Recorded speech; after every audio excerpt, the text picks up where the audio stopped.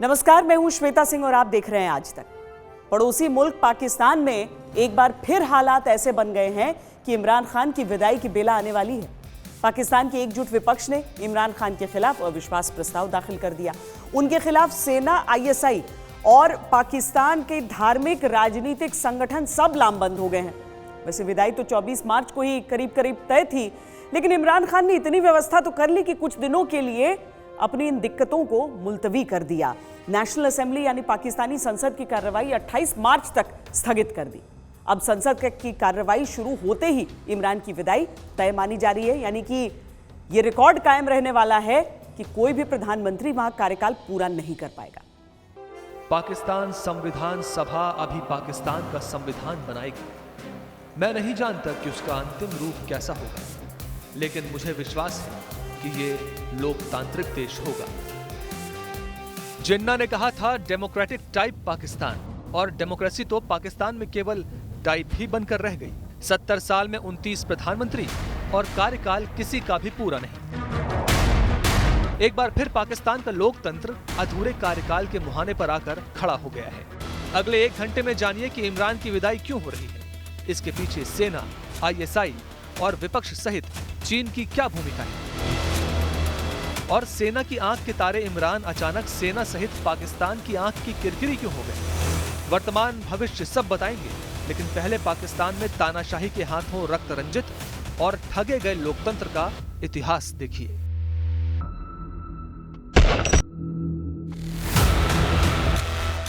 पहले प्रधानमंत्री बने लियाकत अली खान, लेकिन गोली मारकर हत्या कर दी गई, कार्यकाल अधूरा रहा। फिर आए ख्वाजा नजीमुद्दीन, मोहम्मद अली बोगरा, चौधरी मोहम्मद अली, हुसैन शहीद सोहरावर्दी, इब्राहिम इस्माइल, फिरोज खान नून, नूरुल अमीन, जुल्फिकार अली भुट्टो, मोहम्मद खान जुनेजो, बेनजीर भुट्टो, नवाज शरीफ, बेनजीर भुट्टो, जफरुल्लाह खान जमाली, चौधरी शुजात हुसैन, शौकत अजीज, यूसुफ रजा गिलानी, राजा परवेज अशरफ, फिर नवाज शरीफ। लेकिन पाकिस्तान के अभागे लोकतंत्र की किस्मत देखिए कि किसी के भी भाग्य में 5 साल पूरे करना नहीं लिखा था। यानी पाकिस्तान में लोकतंत्र लाया तो गया, लेकिन उसकी परंपरा स्थापित नहीं हो पाई। 2018 में जब पाकिस्तान की सत्ता में इमरान खान आए तो कहा गया कि सेना का साथ है, जनता का समर्थन है, विपक्ष कमजोर है, लेकिन राजनीति में राज हासिल करना ही लक्ष्य होता है। इमरान का राज गिराकर ही सत्ता हासिल करने की होड़ ने 2020 से जोर पकड़ लिया है। 2022 आते आते इमरान खान की विदाई की तारीख भी यहाँ पहुंची, यानी आसार एक बार फिर वही है कि पाकिस्तान का कोई भी प्रधानमंत्री कार्यकाल पूरा नहीं कर पाएगा। पाकिस्तान में इमरान खान के खिलाफ विपक्ष का अविश्वास प्रस्ताव तो पुराना है, लेकिन इस बार विपक्ष के साथ इमरान की पार्टी के सांसद भी खड़े हो गए। तय हुआ था कि 22 मार्च को इमरान के खिलाफ संसद में मोर्चा खोला जाएगा, लेकिन तारीख टलकर 25 कर दी गई। जब 25 की सुबह पाकिस्तान की संसद बैठी तो स्पीकर ने कार्रवाई को 28 मार्च तक स्थगित कर दिया। इमरान के इस दांव पर विपक्ष ने खूब हल्ला किया, हंगामा किया और यह भी कह दिया कि डूबते जहाज को इमरान बचा नहीं पाएंगे, बल्कि चूहे की तरह खुद उसके साथ ही डूब जाएंगे। पाकिस्तान मीडिया ने भी माना कि इमरान खान अपनी सरकार को बचाने के लिए ज्यादा से ज्यादा समय चाहते हैं। यही वजह है कि कार्रवाई स्थगित कर दी गई। नेशनल असेंबली में इमरान खान अल्पमत में नजर आ रहे थे और उनके कई सांसद विपक्ष की बेंच पर बैठे हुए थे। यही वजह थी कि इमरान के सांसदों के चेहरे लटके हुए थे। इमरान खान की अब कोशिश है कि अगले 2 दिनों में किसी तरह से अपने सहयोगी दलों और बागी सांसदों को मनाया जाए। आपके साथ यहाँ पे कितने MNA हैं? हम इधर 2 दर्जन के करीब लोग मौजूद हैं। 24 जी जनाब, जिनका ताल्लुक PTI से है। जिनका ताल्लुक PTI से है। 24 वो जो परवेज लाई साहब ने कल कहा कि 12 है सिंध हाउस में, तो उनकी इन्फॉर्मेशन ठीक नहीं है। मेरा ख्याल, मैं चौधरी साहब की बहुत इज्जत करता हूँ, लेकिन उनकी इन्फॉर्मेशन ठीक नहीं है। इमरान खान के 20 से ज्यादा सांसद विपक्ष के साथ मिल गए हैं। विपक्ष ने दावा यह भी किया कि उनके साथ PTI के 24 से ज्यादा सांसद हैं और बहुमत के लिए 172 का आंकड़ा भी पूरा हो चुका है। अब तुम्हारा चेहरा बेनकाब हो चुका है, अब तुम्हारा किरदार लोगों के सामने आ चुका है।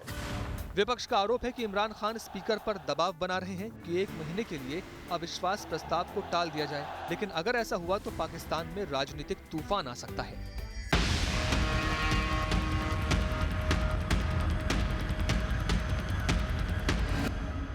हमारे नौजवानों के लिए, मैं बड़ों को कह रहा हूं, अपने बच्चों के लिए, अपनी आने वाली नस्लों के लिए, आपने सिर्फ निकल के इन चूहों को यह बताना है कि पाकिस्तान की कौम अमर बिल मारूफ के साथ खड़ी है। इसमें कोई शक नहीं कि इमरान खान के बचने के चांसेस बड़े कम हैं, क्योंकि इमरान खान के पास नंबर नहीं है। उनके पास टोटल 177 नंबर होने चाहिए, मगर अभी ये जो असेंबली के अंदर उसके घटके करीब 140 के करीब रह गए हैं, क्योंकि 20 से 22 उसके खुद के जो लॉ मेकर्स हैं, सदस्य हैं, वो भी बागी हो गए। पीटीआई के लिए सबसे बड़ी चुनौती उसके 2 दर्जन सांसदों के पाला बदल लेने से पैदा हुई है। पीटीआई सरकार की अब कोशिश ये है कि इन सांसदों को अविश्वास प्रस्ताव पर मतदान करने से रोक दिया जाए, लेकिन सुप्रीम कोर्ट ने कह दिया कि अविश्वास प्रस्ताव पर पीटीआई सांसदों को वोट से रोकना संविधान की अवमानना होगी। यानी इमरान यहाँ भी फंस गए हैं। इमरान की विदाई की घड़ी करीब दिख रही है। अब सोमवार की सुबह तय होगा कि इमरान खान रहेंगे या बड़े बेआबरू करके संसद से निकाले जाएंगे।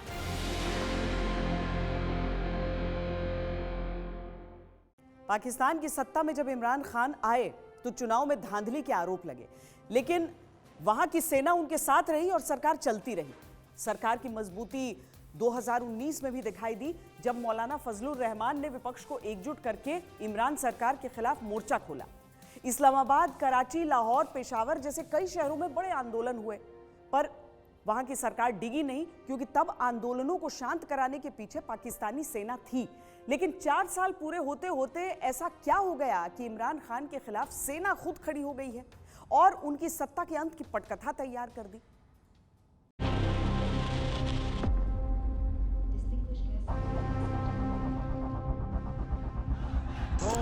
धांधली ज़बान ये नाजायज और नाअहल हुकूमत इस्तेमाल कर रही है।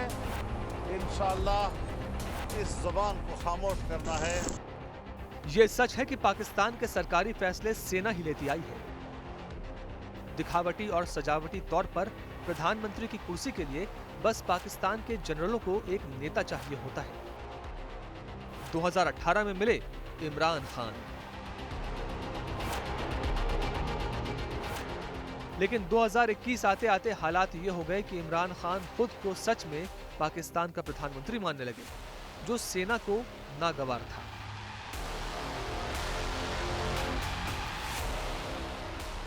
पाकिस्तान से आई ये तस्वीरें बताने के लिए काफी हैं कि इमरान और बाजवा के बीच अनबन कहां तक पहुंच गई।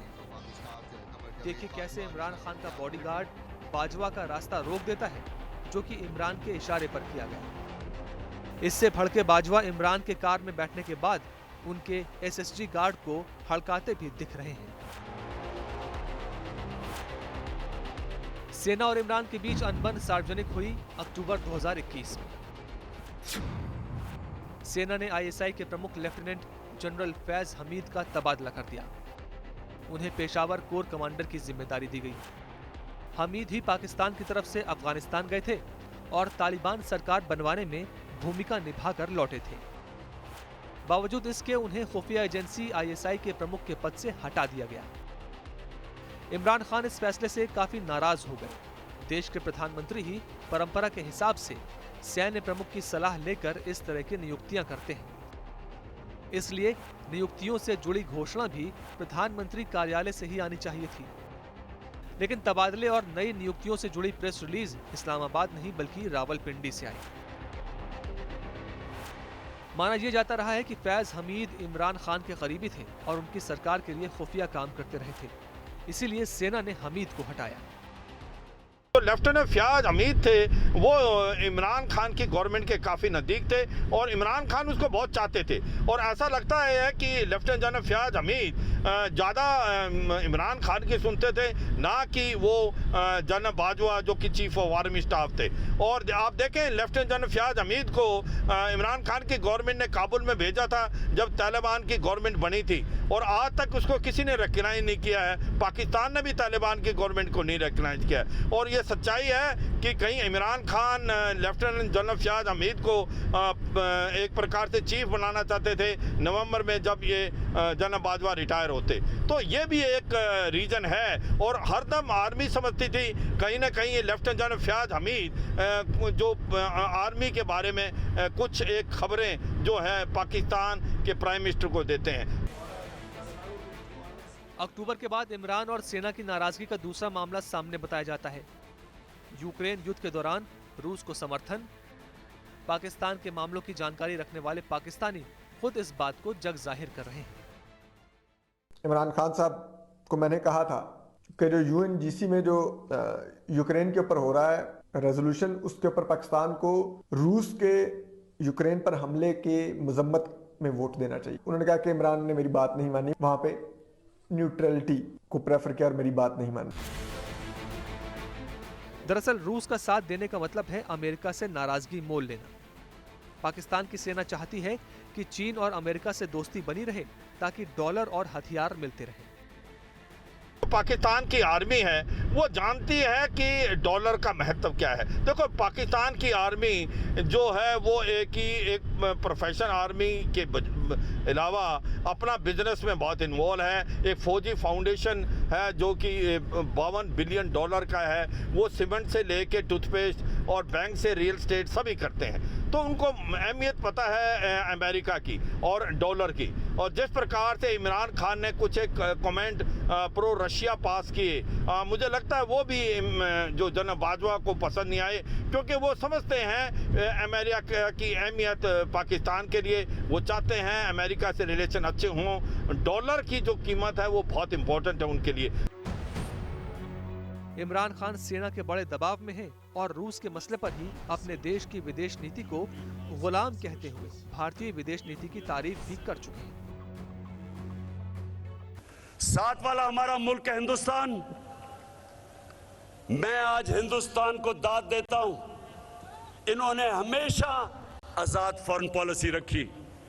आज हिंदुस्तान उनके साथ मिला हुआ है, उनका अलायंस है। क्वाड के अंदर अमेरिका का अलायंस की हुई है और अपने आप को वो कहता है मैं न्यूट्रल हूं। रूस से तेल मंगवा रहा है जबकि सैंक्शंस लगी हुई हैं, क्योंकि हिंदुस्तान की पॉलिसी अपने लोगों की बेहतरी के लिए है। हम कभी किसी के सामने झुकने नहीं देंगे।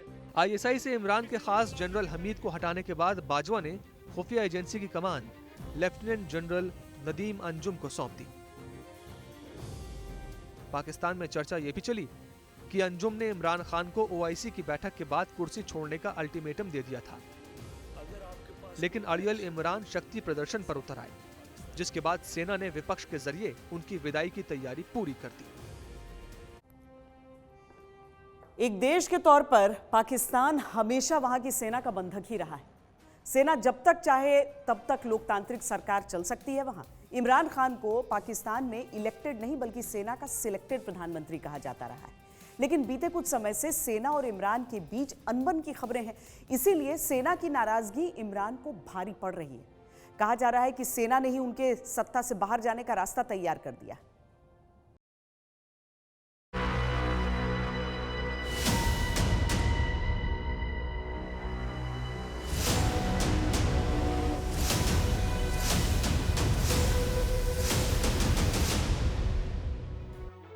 सेना चाहे तो पाकिस्तान में लोकतंत्र की सरकार, और जब सेना चाहे तो बड़े से बड़ा नेता सत्ता से बाहर।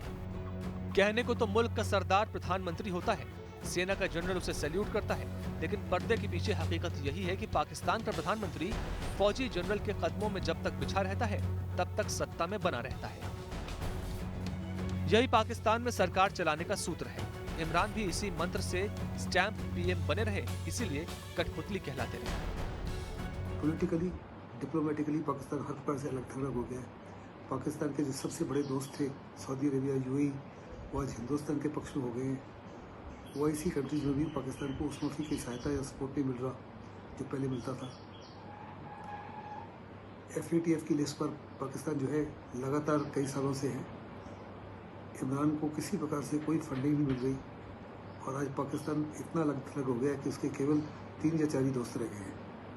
ऐसे में उनको साफ तौर पर नज़र आ रहा है कि इमरान जो है उनके लिए तो उनके देश के लिए बहुत बड़ी लाइबिलिटी हो गए और एम्बेरसमेंट हो गए। और अगर उसको सत्ता से नहीं हटाया गया तो बड़े पैमाने पर विरोध पाकिस्तान की आर्मी के खिलाफ भी हो सकता है। ऐसे में उन्होंने मन बना लिया है कि इमरान को सत्ता से हटाएं। पहले इमरान खान ने खूब तारीफ की, लेकिन अब ये सूत्र इमरान भूल गए और इसीलिए सत्ता के समीकरण ऐसे बिगड़े कि सरकार गिरने की कगार पर पहुंच गई। पाकिस्तान की संसद में जो अविश्वास प्रस्ताव लाया गया है, जानकार मानते हैं कि उसके पीछे भी सेना की भूमिका है। बात दरअसल ये है कि सेना अगर कोई चीज़ नाकामयाबी होती है तो उसका सेहरा अपने सर पे नहीं लेती, उसकी जिम्मेदारी इलेक्टेड गवर्नमेंट के ऊपर डाल दी जाती है। ये पाकिस्तान का पुराना ट्रेडिशन रहा है। सेना ने सोचा था इमरान खान के माध्यम से वो मुल्क को चलाने का, और वो कर भी वही रहे थे जो सेना उनसे कह रही थी, लेकिन ये था कि उन जो पॉलिसीज़ थी और जो डिलीवरी थी वो ये नहीं इम्प्लीमेंट उसको कर पाए। इनकी जो सपोर्ट बेस था वो भी कम होती गई। यही नहीं बल्कि सेना भी बदनाम होने लगी इनके साथ साथ। और इमरान इसी को निगाह में रखते हुए अपनी आर्मी की तुलना एक जानवर की तरह से कर रहे हैं। ये निंदनीय है और एक प्रधानमंत्री को शोभा नहीं देता। पाकिस्तान का विपक्ष अब से पहले भी एकजुट होकर इमरान को सरकार से बाहर करना चाहता था, लेकिन कामयाब नहीं रहा। इस बार उनकी ही पार्टी के सांसद भी उनके खिलाफ हो गए। अविश्वास प्रस्ताव के मुद्दे पर जनरल बाजवा ने कहा कि वो इस मामले में न्यूट्रल हैं। बाजवा के इस बयान से इमरान खान बौखला गए।